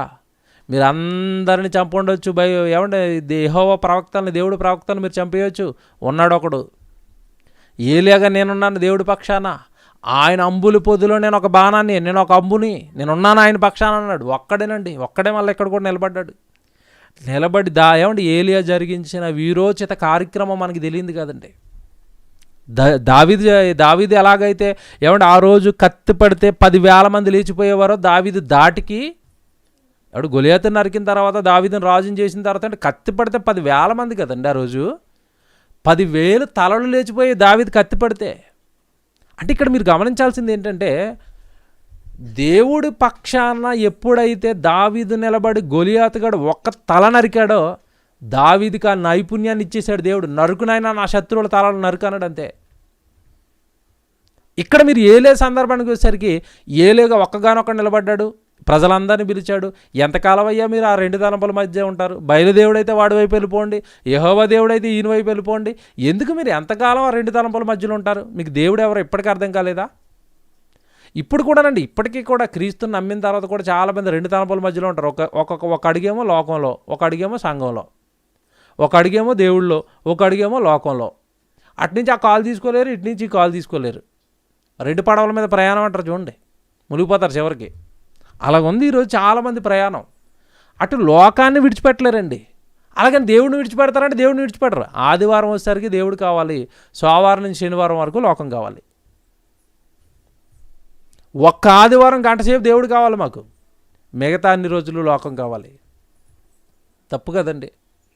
ప్రాణం పెట్టాడు మన కొరకు, సిలువలో సిలువలో ఆ రోజు భయంకరమైన దెబ్బలు తిన్నాడు, రక్తం అంతా కార్చేశాడు మన కొరకు. కష్టపడ్డాడు ప్రభు మనకి రక్షణ ఇవ్వడానికి. పొందుకున్న రక్షణ నువ్వు నీతోనే అంతమైపోతుంటే, నువ్వు పొందుకున్న నీ దేవుడి వాక్యం నీతోనే అంతమైపోతుంటే, నువ్వు పొందుకున్న నీ చక్కటి సత్య సంబంధమైన సంగతులు వాక్యం నీతోనే అంతమైపోతుందన్న బాధ నీలో లేదు. రాబోయే తరానికి నేను ఏమిస్తున్నాను, రాబోయే తరానికి దేవుడి కొరకు నేను ఏం చేసి ఈ భూమి మీద నా జీవితాన్ని ముగిస్తాను, రాబోయే తరానికి నిలబెట్టడానికి ఈరోజు నేను నా జీవితకాలంలో నా ఆయుష్కాలంలో నేను ఏం చేస్తున్నాను. ప్రతిసారి రాబోయే తరం అని ఎందుకంటున్నాను తెలుసండి నేను? ఈ తరం ఏం బాగుంది చెప్పండి? మనం ఉన్న ఈ తరం ఏం బాగుందండి? మన చుట్టూ ఉన్న సమాజం ఏం బాగుందండి? ఈరోజు మన సమాజమే బాగోలేదంటే మన రాబోయే సమాజం ఇంకా ఎలాగుంటుందో ఆలోచించండి. ఎక్కడెక్కడో అక్కడక్కడ ఒంటరిగా ఆడపిల్లలు దొరికితే అత్యాచారాలు చేస్తున్నారు. ఇప్పుడు ఒంటరిగా ఎవరు లేనప్పుడు ఆడపిల్లలు దొరికితే ఎత్తుకెళ్ళిపోతున్నారు. ఇంకా రాబోయే జనరేషన్ అలా ఉండదు, ఇక ఇంటికి వచ్చి ఆడకెళ్ళిపోతారు. ఇక అలా మారిపోవచ్చు రాబోయే తరం. అంత క్రూరమైన సమాజం ఏర్పడవచ్చు. ఇప్పుడు మీరు పాశ్చాత్య దేశాలు చూసారనుకోండి, అక్కడ గన్ కల్చరు. వాడికి డబ్బులు అవసరం అనుకోండి, బ్లాక్లో గన్ కొనుక్కుంటాడు, వాళ్ళకి దొరికేస్తాయి. మన చాక్లెట్లు కొనుక్కున్నట్టుగా అక్కడ ఒక గన్ కొనుక్కుంటాడు, జేబులు పెట్టుకుంటాడు, అలా రోడ్డు మీద వెళ్తాడు. ఎవడొస్తే వాడు బెదిరిస్తాడు, ఆ డబ్బులు లేకపోతే కాల్ చేస్తాడు, ఆడ దగ్గర నేను పట్టుకుని వెళ్ళిపోతాడు. మన దేశంలో అలాంటి పరిస్థితులు రావు, వచ్చే తరం గ్యారంటీ ఏముంది? కనుక ఆ తరం నిలబడాలి అంటే, ఆ తరంలో ఇలాంటి క్రూరులు రాకూడదంటే, మనం నిలబడో మన బిడ్డల్ని నిలబెట్టుకునో రాబోయే తరానికి సత్యాన్ని చెప్పక, దేవుడి కొరకు పుట్టావరా, అలా చంపకూడదురా, చచ్చిపోకూడదురా, నువ్వు దేవుడి కొరకు బ్రతకాలరా, ఒక విధిలో బ్రతకాలరా, ఒక ఏలియాలో బ్రతకాలరా అని నేర్చుకున్న మనం నిలబెట్టుకుంటూ, మన తరాన్ని నిలబెట్టుకుంటూ రాబోయే తరానికి దేవుడు ఏం చేసి వచ్చి మనం ఏం చేస్తామండి? ఆయన రాయబడిన మాట మనకు తెలుసండి, దావీదు తన తరము వారికి సేవ చేసి నిద్రించాడు. దాన్ని కాపాడుకున్నాడు దావీదు. ఈరోజు మనం కాపాడుకోవడానికి, దేవుడి పిల్లల్ని కాపాడుకోవడానికి మనం ఏం చేస్తున్నాం? మన బిడ్డలను రాబోయే తరానికి వరకు నిలబెట్టి మనం వెళ్ళిపోకపోతే వెళ్ళి ఏం సంతోషంగా ఉంటామండి అక్కడ? ఒకవేళ మీరు దేవుడిని నమ్మి చక్కగా మీ జీవితం దేవుడికి ఉపయోగపడి, మీరు చక్కగా సత్యంలో ఉండి, మీరు చక్కగా మీ మనసు, మీ ఆత్మీయ జీవితం దేవుడికి నచ్చి మీరు చక్కగా అనుకోండి, మీ పిల్లలు రాకపోతే, మీ పిల్లల పాతాళానికి జారిపోతే ఏంటంటే నిజంగా మీరు ఆలోచించండి. మనం సాధించింది ఏంటి? మనం పట్టం అంతా వాళ్ళ కోసమే కదా, మీ బిడ్డల కోసమే కదా దేవుని పిల్లలరా. కనుక మీరు చాలా జాగ్రత్తగా ఈ సంగతులన్నీ గమనిస్తే, దావీదు ఎలాగైతే ఒక బాణంగా మారిపోయాడో, ఏలి అలాగే బాణంగా మారిపోయాడు. మీరు ఎంతకాలం ఉంటారు అన్నాడు. వచ్చేసారా? దేవుడు గొప్పతనం ఏంటో మీకు చెప్పబోతున్నాను, ఇజ్రాయేల్ ప్రజలారా రండిట్ అన్నాడు.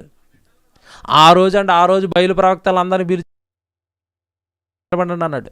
సుమారు 450 మంది బయలు ప్రవక్తలు ఒక పక్క ఉన్నారు, ఏలియా ఒక్కడొక పక్క ఉన్నాడు, మధ్యలో ప్రజలు ఉన్నారు. ఈరోజు మీకు దేవుడు ఎవరో చూపిస్తానన్నాడు. ఎలా చూపించాడు? 2 ఎద్దులు తీసుకురండి అన్నాడు, ముక్కలుగా కట్ చేయండి అన్నాడు, ఒక ఎద్దు 4 ఇచ్చాడు. మీరు బయలు దేవుడు, బయలు దేవతలకి మేము మరి ప్రవక్తలు అంటున్నారు కదా, మొదటి ఛాన్స్ మీకే. ఏంటి, ఏం చేయాలి మీరు? ఇదిగో నేను ఒక ఎద్దునిస్తాను, దాని దగ్గర ముక్కల కింద కోయండి. ఎవరైతే దేవుడిగా భావిస్తున్నారో అతనికి ప్రార్థన చేయండి. మీరు అగ్గేయకూడదు.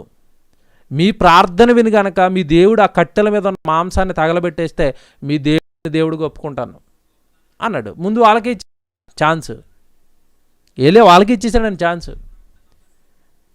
ఎద్దుని తీసుకున్నారు, ముక్కల కింద కోసారు, కట్టెల మీద పేర్చారు, ప్రార్థన స్టార్ట్ చేశారు. బయలా బయలా రా, బయలా రా, బయలా రా. బయలా లేడు, బయట లేడు, రాలేదండి. మధ్యాహ్నం వరకు ఉదయకాలంలో ప్రారంభించారు, మధ్యాహ్నం వరకు ప్రార్థనలే, బయలు లేడు, ఎవ్వడు లేడు. మీ దేవుడు నిద్రపోతున్నాడేమో, మీ దేవుడు దూర లెగ్గొట్టండి అన్నాడు. కామెడీ చేశారండి వెళ్ళి అక్కడ. మరి మీ దేవుడు పడుకున్నాడేమో, లెగ్గొట్టండి అన్నాడు వెళ్ళి. అలా కామెడీ చేసండి చివరికి పని అవ్వలేదండి. చివరి సాయంకాలం అయిపోయింది, ఇంక మీ దేవుడు రాడు కదా. ఇంకా వాళ్ళు ఏం చేశారు తెలుసండి, ఆ రోజు అక్కడ బయలు ప్రవక్తలు ప్రార్థనలు చేశారు, రావట్లేదు. ఇంకా బ్లేడ్లు తీసుకుని ఒళ్ళంతా చీల్చుకోవడం స్టార్ట్ చేశారు. కోసుకున్న రక్తం కారిపోతుంది, బయలు లేడు, ఎవడు లేడు. దేవుడు యెహోవాయేనండి, ఆయన తప్ప ఇంకెవరండి? దేవుడు ఎవరున్నారు తప్ప? దేవుడు అనడానికి ఏముంది భూమి మీద? ఆధారాలు, సాక్ష్యాలు లేడండి, బయలు లేడు. మొత్తం మీద సాయంత్రం అయిపోయిందా, మీ టర్మ్ అయిపోయింది రేక, మీరు సైలెంట్ అయిపోండి, పక్క జరగండి అన్నాడు. ఇచ్చిన ఎద్దుని తీసుకున్నాడు.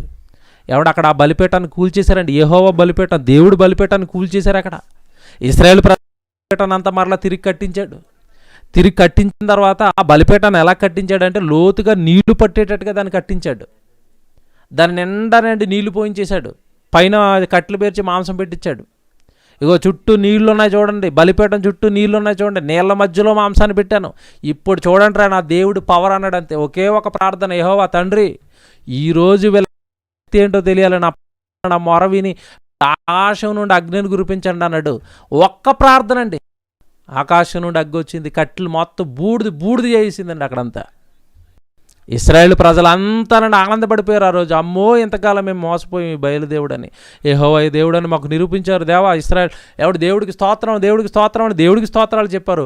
అప్పుడు వెంటనే నాటి ఏలియా ఆ రోజు ఈ ప్రజలందరినీ పక్కదారి పట్టిస్తున్న బయలు ప్రవక్తలందరినీ కూడా సుమారు 450 మందినండి తరిమి తరిమి తరిమి తరిమి నరికి చంపాడు ఏలియా. ఆ రోజు నా దేవుడు పిల్లల్ని నాకు కాకుండా చేయిస్తారని ఎవడు నరికి చంపాడు ఆ రోజు అండి 450 మందిని. దేవుని పిల్లలారా, ఈ వాక్యాలన్నీ చూస్తున్నప్పుడు మనకు అర్థమవుతున్నది ఒక దేవుడి పక్షాన బాణాలు వీళ్ళంతా. ఒక దావీదు బాణం, కొత్త నిబంధనకు వచ్చేసరికి అపోస్తుడైన పౌలు గారు ఒక బాణం. ఏమంటే వీళ్ళంతా కూడానండి దేవుడు పక్షాన, దేవుడికి దేవుడు పిల్లలు దేవుడికి దూరం అయిపోతున్నప్పుడు ఒక మారిపోయండి నిజంగా దేవుడు పక్షాన నిలబడుతున్నారు. మీకు మంచి మాట చూపిస్తాను బైబిల్లో. హబక్కూకు గ్రంథం, ఒకసారి హబక్కూకు గ్రంథం 3వ అధ్యాయము 11వ వచనం జాగ్రత్తగా చూడండి. హబక్కూకు గ్రంథం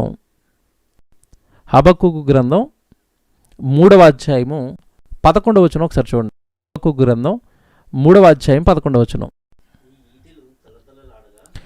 నీటెలు తలతలలాడగా సంచరించు నీ బాణముల కాంతికి భయపడి సూర్యచంద్రులు తమ నివాసములో ఆగిపోవుదురు. ఓ ప్రవక్త అంటున్నాడు, దేవా నీ ఆడుచు సంచరించుచు నీ బాణముల కాంతికి, నీ బాణం యొక్క కాంతికి సూర్యుడు చంద్రుడు భయపడి తమ నివాసములో ఆగిపోతారు అన్నాడు. నిజంగా ఈ వాక్యం అండి ఒకరి జీవితంలో నెరవేరినట్టుగా మనకు ఆయన బాణముల కాంతికే సూర్యచంద్రులు తమ నివాసం ఆగిపోతాయి అన్నాడుగా. ఏమండి నిజంగా అలాంటి బాణమే మీకు జ్ఞాపకం రావాలి ఇప్పుడు ఇమీడియట్గా. ఎవరు? యెహోషువ, దేవా నీ శత్రువులు ఇంకా మిగిలిపోయారు, సాయంత్రం అయిపోతే మేము యుద్ధం చేయడానికి కుదరదు కనుక నాకు ఇంకా టైం కావాలి, సూర్యుడా నువ్వు నిలిపో, చంద్రుడా నువ్వు నిలిపో అనగానే ఏమండి సూర్యుడు చంద్రుడు నిలిచిపోయిన సందర్భం బైబిల్లో మనకు తెలుసు. అంటే ఈ వాక్యం నీ కాంతికి, నీ బాణముల కాంతికి సూర్యచంద్రులు తమ నివాసంలో ఆగిపోతారు అన్నట్టుగా ఏమంటే సూర్యచంద్రులను ఆపేశాడు కదండి యెహోషువ రోజు, ఆపేశాడుగా. ఒక్క ప్రార్థన ఆగిపోవాలి అనగానే ఎవడు ఆగిపోయాయండి అక్కడ. ఎందుకు ఆపేశాడు? నీ శత్రువులు దేవా, నీ శత్రువుల మీద నేను పగ తీర్చుకోవాలా, నీ శత్రువుల మీద నేను పగ తీర్చుకోవాలా. దేవుని పిల్లలారా. అంటే వీళ్ళంతా కూడానండి దేవుడి చేతుల్లో బాణాలుగా మారిపోతున్నారు. యెషయా గారు అయితే ఏమంటున్నారు చూడండి ఒకసారి. యెషయా గారు అంటున్న మాట మీరు చూస్తే యెషయా గ్రంథం 49వ అధ్యాయం 2వ వచనం. యెషయా గారు ఏమంటున్నారు చూడండి తన గురించి. ఎవడో నిజంగా ఈ మాట అండి అందరూ అండర్లైన్ చేసుకుని పెట్టుకోవాల్సిన మాట అండి. యెషయా గ్రంథం 49వ అధ్యాయం 2వ వచనం. యెషయా గ్రంథం 49వ అధ్యాయం 2వ వచనం. నా నోరు వాడిగల ఖడ్గముగా ఆయన చేసి ఉన్నాడు. నా నోటిని వాడి అయిన ఖడ్గముగా ఆయన చేసి ఉన్నాడు. నా నోటిని వాడి అయిన ఖడ్గం, నా నోరే కత్తి అంటున్నాడు ఆయన యెషయా గారు. నోరు కత్త? అవునండి కత్తే.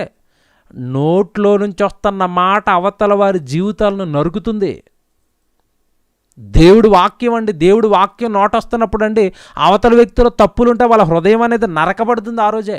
అమ్మో తప్పు చేస్తున్నాను నేను, అమ్మో నేను పాపం చేస్తున్నాను దేవుడికి విరోధంగా. నా నోటిని వాడి అయిన ఖడ్గముగా దేవుడు మార్చేశాడు, తన చేతి నీడలో నన్ను దాచి ఉన్నాడు. ఏమండి ఇది మంచి మాట అండి. దేవుడు అంట తన చేతి యొక్క నీడలో నన్ను దాచేశాడు. దేవుడి చేతి యొక్క నీడలో నేనున్నాను. నాకే అపాయం రాదు, నాకే కీడు రాదు. నా వెనక పెద్ద హస్తం ఉంది. ఏంటి ఆ హస్తం? దేవుని హస్తం. అప్పుడప్పుడు చూడండి మా వెనకాల చాలా పెద్ద పెద్ద చేతులు ఉన్నాయి జాగ్రత్త అంటారు వార్నింగ్ ఇచ్చేటప్పుడు. మా వెనక ఎవరున్నారు? పెద్ద పెద్ద చేతులు ఉన్నాయి జాగ్రత్త అంటారండి లోకంలో. వీళ్ళ వెనకాల ఉన్న చేతులు ఏ చేతులు అంటే పెద్ద పెద్ద చేతులు అంటే ఎంత చేయి ఉంటుంది వీళ్ళది. ఎవడ చేయని ఇంతే కదండి. పెద్ద పెద్ద చేతులు అంటే అర్థం ఏంటంటే లోకంలో అధికారులు నా వెనుకున్నారు, లోకంలో ఎమ్మెల్యే నా వెనుకున్నాడు, లోకంలో ఎంపీ, లోకంలో మంత్రి, పెద్ద పెద్ద హస్తాలు ఉన్నాయి నా వెనకాల. ఒక కార్పొరేటర్ నా వెనకాల ఉన్నాడు, లేదంటే ఒక కార్పొరేట్ వ్యాపారం చేసే అతను నా వెనుకున్నాడు. చూసారా? ఇక్కడ యెషయా గారు అంటున్నారు నా వెనక అయితే దేవుడి హస్తం ఉంది. దేవుడి హస్తం ఒక మనిషి వెనకుంటే మనిషికి భూమి మీద తిరుగుండదు. మర్చిపోకండి. దేవుడి హస్తం మనకు తోడుగా ఉంటాను. ఆయన నీ వెనక నేను ఉన్నాను రా వెళ్ళాను ఇలా జాగ్రత్తగా దేవుడు తన చెయ్యిని కనుక మనకి ఇచ్చాడా భూమి మీద మనకి తిరుగుండదండి, తిరుగుండదు. ఎంతమంది శత్రువులు నీ మీద పడిపోతున్నా, ఎన్ని శత్రుమోకలు నీ మీద సైన్యం ఎవడు నీకు విరోధంగా నిలబడిపోతున్నా, దేవుడి హస్తం చాటు నుండి అలా వెళ్ళిపోతున్నామంటే శత్రుమోకలను ఆటోమేటిక్గా అవే పరారైపోతాయి. దేవుడు ఉండాలి. మనుషుల యొక్క మెప్పు కానీ, మనుషుల యొక్క బలం కానీ, మనుషుల యొక్క ఆనందాలు కానీ, మనుషుల యొక్క సంతోషాలు కానీ నువ్వు కోరుకోక కేవలం దేవుడిని సంతోషపెట్టాలి, దేవుడిని ఆనంద పెట్టాలి, దేవుడితో పాటు ఉండాలి, దేవుడు నాతో ఉండాలి. ఎప్పుడైతేనండి ఈ జీవితాన్ని నువ్వు కొనసాగిస్తున్నావో నీ జీవితం అంతా సక్రమంగా ఉంటుంది. ఎందుకు నీ జీవితం ఏమంటే అటు ఇటు లోకంలోకి కాస్త దేవుడిలోకి కాస్త, లోకంలోకి కాస్త దేవుడిలోకి కాస్త ఎందుకు ఇలాగ వెళ్ళిపోతున్నావు, ఎందుకు ఇలా మారిపోతుందంటే నువ్వు పూర్తిగా దేవుడు చాటు నీడకి రాలేదుగా, దేవుడు హస్తం కిందకి పూర్తిగా రాలేదుగా. నువ్వు అప్పుడప్పుడు వచ్చి వెళ్తానంటున్నావు, అప్పుడప్పుడు వస్తే అప్పుడప్పుడు నీడ దొరుకుతుంది. ఎప్పుడు ఎందుకు దొరుకుతుంది? నేనైతే కంప్లీట్గా ఏమంటే యెషయా గారు ఏం మాట చెప్పాడండి, నిజంగా నాకు భలే ఆనందం వేసింది. తన చేతి నీడలో నన్ను దాచి ఉన్నాడు. దేవుడు నన్ను దాచేశాడు, నాకు ఏ ప్రమాదం ఉండదు, ఆయన చేతి కింద ఉన్నాను నేను.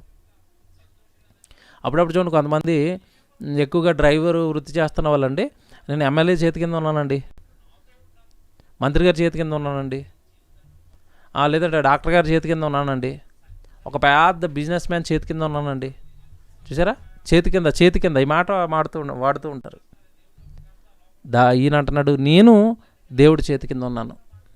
ఆ తర్వాత మాట మీరు చూస్తే ఆశ్చర్యం అండి. నన్ను మెరుగుపెట్టిన అంబుగా చేసి తన అంబుల పొదిలో మూసిపెట్టి ఉన్నాడు. చూసారా? పాఠానికి కరెక్ట్గా యెషయా గారు మాట్లాడుతున్నాడండి. నన్ను మెరుగుపెట్టిన అంబుగా చేసి, మెరుగుపెట్టిన అంబు, బాగా పదును పెట్టిన అంబుగా చేసి తన అంబుల పొదిలో దాచుకున్నాడు. ఎప్పుడు అవసరమైతే అప్పుడు నన్ను వాడుతున్నాడు సమాజం మీదకి. వెళ్ళిన బాణం యెషయా వెళ్ళిపోవాలి, నువ్వు వెళ్ళిపో నా కొడుకు గురించి చెప్పు. రాబోయే యేసుక్రీస్తుల వారి జననం, రాబోయే యేసుక్రీస్తుల వారి మరణం, శిలువ త్యాగం ఇవన్నీ నువ్వు చెప్పేయాలా. చెప్పు నాయన, చెప్పు ఈ ప్రజలకి నా కొడుకు గురించి చెప్పు, యేసుక్రీస్తుల వారి గురించి చెప్పు, మీ ప్రభు గురించి చెప్పు, ఈ సమాజం యొక్క నాశనం చెప్పు. యెషయా గ్రంథం మీరు చదవండి, 66 అధ్యాయాలండి సుమారుగా. ఏమంటే ఎన్ని సంగతులు అండి యెషయా గారితో దేవుడు చెప్పించాడు. ఎన్నండి. కొత్త ఆకాశం కొత్త భూమి రాబోతుంది అంటాడు. ఎవడు? యేసుక్రీస్తుల వారి గురించి చెప్పాడు, సంఘం గురించి చెప్పాడు, రాబోయే సంఘం ఎలాంటి కార్యక్రమాలు చేయబోతుందో చెప్పేశాడు. యెషయా గ్రంథం అంటే వండర్ఫుల్ అండి అది. ఆయన జీవితం, ఆయన దేవుడి కొరకు బ్రతికిన విధానం, యెషయా గారు దేవుడి కొరకు బ్రతికిన విధానం ఆశ్చర్యం. యెషయా గారు దేవుడి కొరకు జీవించిన విధానం ఆశ్చర్యం. ఆయన చెప్పిన సంగతులు ఆశ్చర్యం. అంటే ఒక రకంగా నన్ను మెరుగుపెట్టిన అంబుగా దేవుడు చేసేసాడు. తన అంబుల పొదిలో నన్ను దాచుకున్నాడు. ఐగుప్తీల మీదకి ప్రయోగించాడు. ఐగుప్తీలారా మీరు నాశనం అయిపోబోతున్నారా, అశూరీలు వచ్చారు సార్, అశూరులకి ఇచ్చాడు గట్టిగా. అశూరీలారా మిమ్మల్ని తరిమి తరిమి దేవుడు చంపబోతున్నాడు, అశూరుకి ఇచ్చాడు. మీరు చదవండి. కేవలం ఇశ్రాయేలుకే ఏమంటే యూదులకే కాకుండా బయట ఉన్న చాలామందికి అండి, బయట ఉన్న అన్య దేశాలకు కూడా మంచి మంచి మాటలండి యెషయా గారు చెప్పేశాడు. రాబోయే కోరేష్ గురించి ముందుగానే చెప్పేశాడు. కోరేష్ వస్తాడు, పడిపోతుంది దేవాలయం, ఆ దేవాలయాన్ని మళ్ళా కడతాడు. ఎన్ని మాటలండి నిజంగా యెషయా గ్రంథం మనం చదువుతున్నప్పుడు. దేవుని పిల్లలారా, కనుక నన్ను ఒక బాణంగా, ఇదిగో దేవుడి కొరకు ఉపయోగపడే ఒక బాణంగా, దేవుడి గురించి ఎన్నో సంగతులు చెప్పే ఒక బాణంగా, దేవుడి పక్షాన నిలబడి దేవుడు ప్రజలైన ఇశ్రాయేలును దేవుడి కొరకు నిలబెట్టే ఒక బాణంగా, ఆ రోజు పరిపాలిస్తున్న రాజులకు ఏది మంచో ఏది చెడో, దేవుడు ప్రజలైన దేవుడి పిల్లల్ని ఎలా పరిపాలించాలో వాళ్ళకి చెప్పే ఒక చక్కటి అంబుగా దేవుడు నన్ను వాడుకున్నాడు అని నిజంగా దేవుడు బైబిల్లో చెప్పినవి ఎన్ని సంగతులండి ఎవడు యెషయా గారి గురించి. దేవుని పిల్లలారా, కనుక ఒక యెషయా గారు ఒక అంబుగా మారిపోయాడు. కనుక ఇవన్నీ మీరు జ్ఞాపకం పెట్టుకోనండి. చివరిగా ఒక మాట చూసి ముగిస్తాను. ఈరోజు నెట్ కాస్త అటు ఇబ్బంది చేస్తున్నట్టుగా నాకు అనిపిస్తుంది. చివరిగా ఒక మాట మీరు యోబు గ్రంథం 7వ అధ్యాయం 1వ వచనం రాసుకోండి. యోబు గ్రంథం 7వ అధ్యాయము 1వ వచనం. యోబు గ్రంథం 7వ అధ్యాయం 1వ వచనం. యోబు గ్రంథం 7వ అధ్యాయము 1వ వచనం మీరు చూస్తే, భూమి మీద నరుల కాలము యుద్ధ కాలము కాదా అన్నాడు. చూడండి, భూమి మీద నరుల కాలము యుద్ధ కాలము కాదా, వారి దినములు కూలివాని దినములు వంటివి కావా. చూసారా, భూమి మీద నరుల కాలము యుద్ధకాలం. యుద్ధం చేయడానికి పుట్టావు నువ్వు ఒక బాణంగా దేవుడి పక్షాన నిలబడి దేవుడి ప్రజలను దేవుడి వైపు తిప్పడానికి, దేవుడికి భిన్నంగా శత్రు మోక సాతాను రకరకాల రూపాలతో నీ మెద్దకు వస్తున్నప్పుడు ఆ బాణాలను వేసి నువ్వు చంపి యుద్ధం చేసి దేవుడి పక్షాన నిలబడడానికి నువ్వు పుట్టినవాడవు అంటున్నాడు. భూమి మీద నరుల కాలము యుద్ధకాలము, యుద్ధం చేయడానికి పుట్టినవాడు నరుడు. వారి దినములు కూలివాళ్ళ దినములు వంటివి కాదా. ప్రతిరోజు కూలి చేయాలి నువ్వు దేవుడి కోసం, ప్రతిరోజు కూలి. నీకు జీతం కావాలి అంటే ఎప్పుడు వెళ్తున్నావు, ఉద్యోగానికి ఎప్పుడు వెళ్తున్నావు, జీతం కావాలి అంటే ప్రతిరోజు వెళ్తున్నావుగా. ప్రతిరోజు వెళితేగా నీకు జీతం దొరికేది. మరి ఆదివారం ఒకరోజు ఒక గంట సేపు దేవుడికి ఇస్తే జీతం వస్తుందా, నువ్వు పరలోకం వెళ్ళిపోతావా? ఈ ముసుగులో కదండి సాతాను ఈరోజు క్రైస్తవ్యాన్ని మొత్తాన్ని ఉంచింది. దేవుడి కొరకు బ్రతకనివ్వటం లేదండి. దేవుడి కొరకు చెయ్యాలని చెప్పట్లేదు, పని కొరకు నువ్వు పుట్టావని చెప్పట్లేదు. అసలు నీ జీవితకాలమే దేవుడి కొరకు యుద్ధం చేయడానికి పుట్టిన యుద్ధకాలం అని చెప్పట్లేదు. నేను ఐఏఎస్ని అయిపోతాను, ఐపీఎస్ని అయిపోతాను, డాక్టర్ని అయిపోతాను, యాక్టర్ని అయిపోతాను, రాజకీయ నాయకుడిని అయిపోతాను, బిజినెస్ మ్యాన్ అయిపోతాను. మనుషులందరినీ లోకం కొరకు బ్రతికేటట్టుగా ఇలా ప్రేరేపించింది తప్ప దేవుడి కొరకు ఒక సంశయంలో నిలబడాలి, దేవుడి కొరకు ఒక ఏలియాలో నిలబడాలి, దేవుడి కొరకు దావీదులో నిలబడాలి. వాళ్ళంతా దేవుడి కొరకు నిలబడ్డారు. వాళ్ళు నీలాంటి మనుషులేగా. వాళ్ళు నిలబడినప్పుడు నువ్వు కూడా నిలబడగలవుగా భూమి మీద. కాకపోతే నీకు అంత ఇంట్రెస్ట్ లేదు, నీకు అంత ఆసక్తి లేదు దేవుడి కొరకు నిలబడాలని. ఆ ఆసక్తి కనుక నీలో ఉంటే ఎక్కడో పచ్చిక బయళ్ళల్లో గొర్రెలు మేపుతున్న దావీదుని పట్టుకొచ్చాడు. కారణం, దావీదుకి ఆసక్తి ఉంది దేవుడు అంటే. నీకు ఇంట్రెస్ట్ లేదు. ఇంట్రెస్ట్ లేని వాళ్ళని ఎవరిని కూడా పైకి తేడండి దేవుడు. ఇది మర్చిపోకండి. ఇంట్రెస్ట్ ఉండాలి నీకు. దేవుడు అంటే ఇంట్రెస్ట్, దేవుడు అంటే ఆసక్తి ఉండాలి, దేవుడు పని అంటే ఆసక్తి ఉండాలి, ఇష్టంతో జరిగించాలి దేవుడికి సంబంధించినవన్నీ. మీకు మాట చెప్తాను, ఇష్టం లేని కాపురం అంటారు చూడండి. అమ్మాయికి బలవంతంగా పెళ్లి చేశారు, ఎలాగుంటుంది ఆ కాపురం? సెంబులు ఎగరేస్తుంది, మూతులు ఎగరేస్తుంది, ఆయన ఏదంటే వెళ్ళి మూతి ముడుచుకుని ఇంట్లో పడుకుంటుంది. ఎందుకు? ఇష్టం లేని కాపురం. అదే ఇష్టపడి ఇద్దరు వివాహం చేసుకున్నారు. వాళ్ళ దాంపత్యం చూడండి ఎంత అన్యోన్యంగా ఉంటుందో. ఈరోజు దేవుడి పని అనేసరికి నువ్వు వాళ్ళు చెప్తున్నారనో వీళ్ళు చెప్తున్నారనో, లేదంటే బైబిల్ చదవమని ఎవరో చెప్తున్నారనో, ఎవడు పరీక్షలు రాయమని ఎవరో చెప్తే పరీక్షలు ఇది కాదు. ఇది అస్సలు దేవుడికి అసహ్యం, నచ్చదు దేవుడికి. నీకు బై హార్ట్, నీ హార్ట్లో నుంచి రావాలి, నేను దేవుడి కొరకు పాడాలి, నేను దేవుడి కొరకు పరీక్షలు రాయాలి, దేవుడి వాక్యం చదువుకోవాలి, దేవుడి గురించి మరొకరికి చెప్పాలి, నీలో నుంచి పుట్టాలి. అది పుట్టడం లేదు అంటే నీకు ఎక్కడో దేవుడి పైన సరిగ్గా ఇంట్రెస్ట్ లేదు. నీకు ఎప్పుడైతే ఇంట్రెస్ట్ లేదో దేవుడు నిన్ను కూడా పక్కన పెట్టాడు. నిన్ను పక్కన పెట్టేస్తాడు దేవుడు. నీకు లేనప్పుడు నీ వెనకాల పడేనంత ఓపిక దేవుడికి లేదు. ఎందుకంటే ప్రకటన గ్రంథాన్ని ముగిస్తూ నేను చాలాసార్లు చెప్తాను, అన్యాయస్తుడిగానే ఉండనేమో, నీతిమంతుడిగానే ఉండనేమో. ఏం చేయను ఇంక వాళ్ళ కోసం, ఎన్ని చెప్పను, ఎన్ని చేయను, ఏం చేసినా నేను అర్థం కాకపోతే, ఎన్ని చెప్పినా నా మనసు వాళ్ళకి అర్థం కాకపోతే నేను ఏం చేయాలి? ఇంకా లీవ్ ఇట్, వదిలేసే. దేవుని పిల్లలారా, బాణంగా మారాలి భూమి మీద. నీ జీవితకాలం అయిపోయే లోపు దేవుడి కొరకు ఒక బాణంగా నిలబడి, దేవుడికి సంబంధించిన బైబిల్ పైన కానీ, దేవుడు వాక్యానికి సంబంధించి కానీ ఎలాంటి ఆరోపణలు వస్తున్నా ఇదిరా నిజమని ఎవడు దేవుడి పక్షాన ఒక బాణంగా నిలబడి భూమి మీద ప్రకటించాల్సిన బాధ్యత క్రీస్తులోనికి వచ్చిన ప్రతి క్రైస్తవుడికి ఉంది. ఎలా చెప్తారండి ఈ మాట అంటే, మీరు యోధా పత్రిక ఉంటుంది ప్రకటనదానికి ముందు చివరి పత్రికలో, యోధా పత్రికలో 3వ వచనం మీరు చదివితే, యోధా పత్రిక 3వ వచనం మీరు చదివితే అక్కడ ఒక మాట ఉంటుంది, మనమందరము వాక్యము, సువార్త, బోధ నిమిత్తం మనం పోరాడాలి అంటాడు. బోధ నిమిత్తం మీరు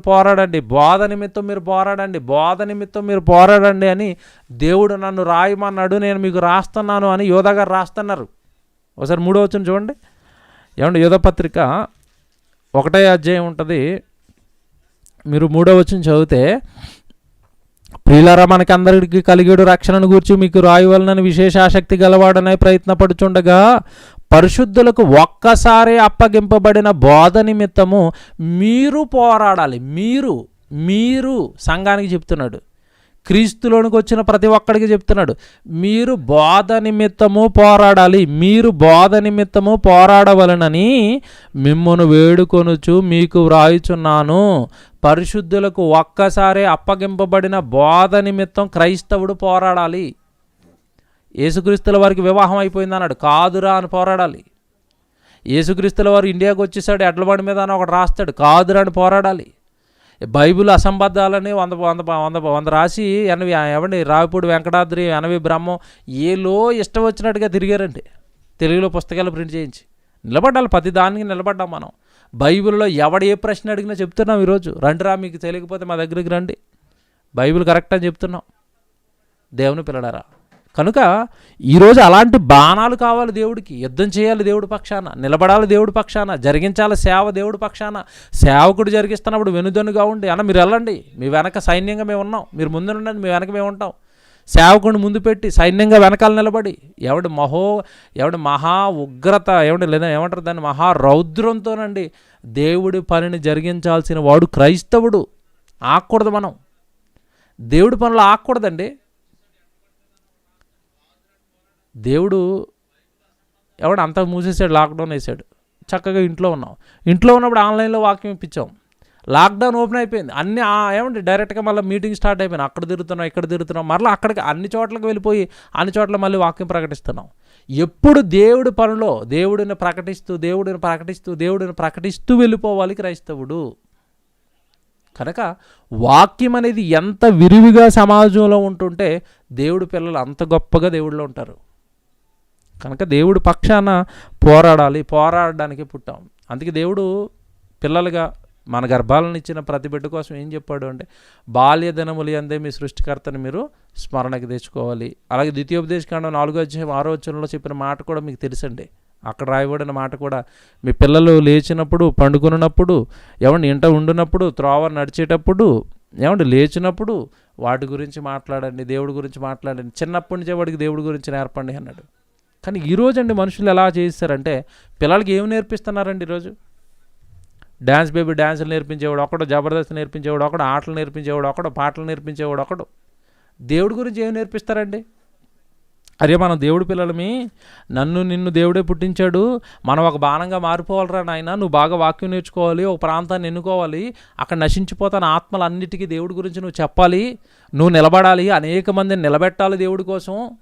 ఎవరండి ఇలా దేవుడి కోసం పిల్లలకి ట్రైనింగ్ ఇచ్చేవారు? ఎవరండి పిల్లలకి ఇలా దేవుడి కోసం చిన్ననాటి నుండి ఉగ్గుపాలతో వాక్యాన్ని నూరిపోసి వాడి యొక్క ప్రతి ఆలోచనను దేవుడి వైపు మళ్ళించి, వాడు ప్రతి ప్రణాళికను దేవుడి వైపు మళ్ళించి, నువ్వు దేవుడి కొరకు పుట్టావురా, దేవుడి కొరకే బ్రతకాలి అని హన్న సమయాలను ఇచ్చేసినట్టుగా, చక్కగా సంసోన్ని దేవుడి కొరకు తల్లిదండ్రులు పెంచినట్టుగా ఎవరండి ఈరోజు అలా దేవుడి కొరకు ఎవరున్నారు అలాగా?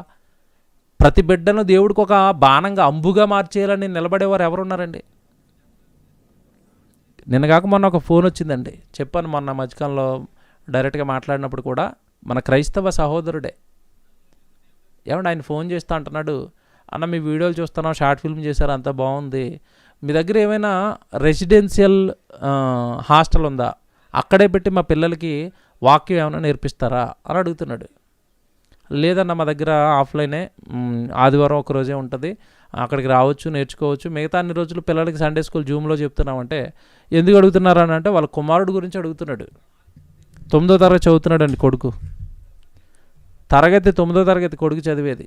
వాడు online gaming YouTube channel start చేసేసండి యూట్యూబ్లో వీడియోలు చేస్తున్నాడు. 9వ తరగతి చదివేవాడు.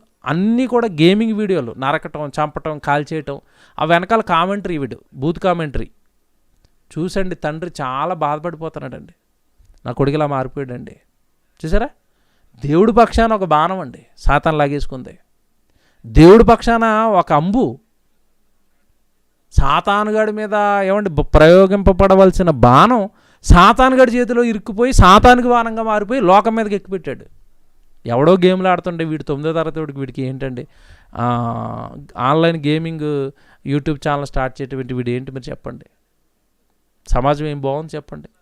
సమాజంలో పిల్లలు ఏం బాగున్నారు చెప్పండి? సమాజం ఏం మంచి నేర్పిస్తుంది మీరు చెప్పండి? దేవుని పిల్లలరా, దేవుడు బాణాలండి దేవుడికి కాకుండా పోతున్నాయి. దేవుడు బాణాలండి దేవుడికి కాకుండా పోతున్నాయి.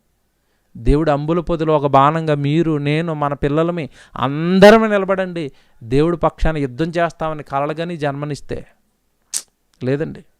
పెళ్లి గురించి ఒకరు, ఉద్యోగం గురించి ఒకరు, వ్యాపారం గురించి ఒకరు, డబ్బు గురించి ఒకరు దేవుడిని నమ్ముకున్నారు తప్ప, దేవా మీ పక్షాన మేము నా బాణంగా నిలబడతాం, మా కుటుంబం నిలబడుతుంది, మీకేం కావాలో చెప్పండి దేవా, మేము చేస్తాం దేవా, మీరు కోరుకున్నదంతా కాకపోయినా మా వలన అయింది మీకు చేసి పెడతాం దేవా, కొద్దిమందికైనా వాక్యం చెప్తాం దేవా, వాక్యం చెప్పిస్తాము దేవా. దేవుని పిల్లలారా, ఏవండి అంబులేవండి, దేవుడు అంబులేవండి. ఇదంతా మనసులో పెట్టుకుని యేసుక్రీస్తు వారు మాట్లాడుతున్నారు. కోత విస్తారముగా ఉన్నది, పనివారు కొద్దిమంది అయిపోయారు. ఎందుకంటే అందరూ లోకంలో కలిసిపోయారు.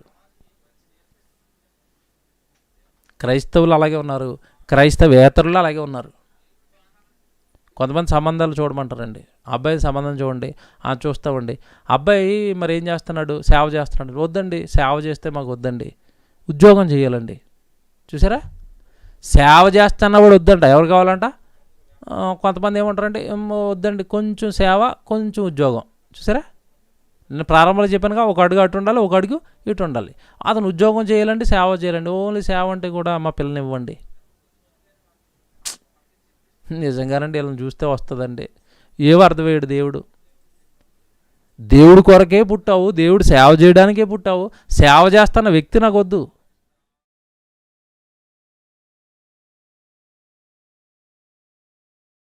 ఉంటాడా, జుట్టు బాగుందా, ఎత్తు ఎంత ఉంటాడు, చూసారండి సంబంధాలు అడిగేటప్పుడు. దేవుడు అర్థం కాని జనాంగం అండి. ఏంటో ఏమైపోతారో అనిపిస్తూ ఉంటుందండి. బైబిల్ అంతా చదివి వాక్యం అంతా నేర్చుకుని ఏమైపోతారో వీళ్ళ అంతమేంటో, వాళ్ళ మరణం తర్వాత వీళ్ళ జీవితాలు ఏంటో అనిపిస్తుందండి. దేవుడి కొరకు పుట్టావు, ఉండేది 60-70 సంవత్సరాలు, ఉద్యోగము, డబ్బు, ఆస్తి, సంపద అని వెంట వస్తాయా నీతో పాటు? లాజర్ ఏం పట్టుకెళ్ళాడు? కట్టిగా దరిద్రంలో బతికాడుగా. లాజర్కి ఏం నష్టం వచ్చింది వెళ్ళిన తర్వాత భూమి మీద? ఏమి లేనందుకు అపోస్తులు అంతా విడిచిపెట్టి యేసుప్రభు వెనకాల తిరిగారు. ఏమొచ్చింది వాళ్ళకి? నష్టం ఏమొచ్చింది? పౌలు గారు చూడండి, ఆస్తిని అంత పెంటగా నష్టంగా ఎన్నుకుని సేవ అనుకుంటూ తిరిగాడు. ఏమి నష్టపోయాడు పౌలు గారు? ఎందుకు మీరు ఇంతమంది జీవితాలు దేవుడు కళ్ళ ముందు పెట్టినా ఎందుకు మీకు ఆ నమ్మకం ఏర్పడలేదు? దేవుడి పైన ఆనుకుంటే దేవుడు తీసుకెళ్ళిపోతాడన్న నమ్మకం ఎందుకు ఏర్పడటం లేదు? ఎందుకు భయపడుతున్నారు? లోకానికి బ్రతకడానికి ఎందుకు భయపడుతున్నారు? దేవుడి మీద ఆనుకోవడానికి ఎందుకు భయపడుతున్నారు? యెషయా అంటున్నాడుగా, నేను ఆయన చేతి హస్తాల కిందకి వెళ్ళిపోయానని. మనమేమో హస్తాల కిందకి వెళ్ళాం, దేవుడు హస్తం కిందకి పూర్తిగా వెళ్ళాం. అప్పుడప్పుడు అలా మెరుపు పెళ్ళి వచ్చేస్తూ ఉంటాం అంతే. దేవుని పిల్లలారా, కనుక ఆలోచించండి. లోకం వద్దండి. దేవుడి పక్షాన ఒక అంబుగా నీ జీవితం ముగిసిపోయే లోపు మారిపో.